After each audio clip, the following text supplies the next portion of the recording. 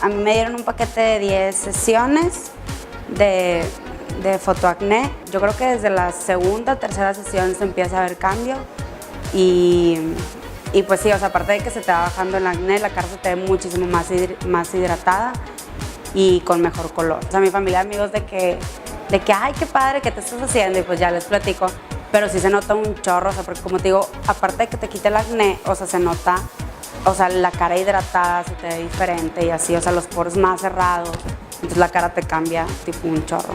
O sea, te cuenta que cuando me tocaba antes la cara, pues sentías, o sea, a lo mejor no se veían mucho algunos, pero sí se sentían como que los granitos enterrados. Y haz de cuenta que ya después, o sea, te tocaba así de que liso, o sea, sí se nota un chorro. Y pues como digo, o sea, aparte de que, o sea, lo físico, pues también te cambia un chorro la seguridad, entonces te ves muchísimo mejor.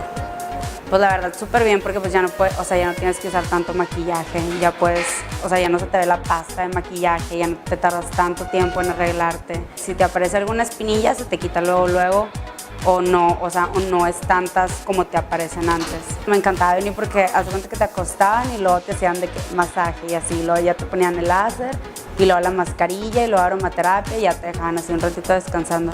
Entonces aparte de lo del acné era así como que súper relajante, bien padre. Pues muchas gracias por el tratamiento porque sí es bastante efectivo.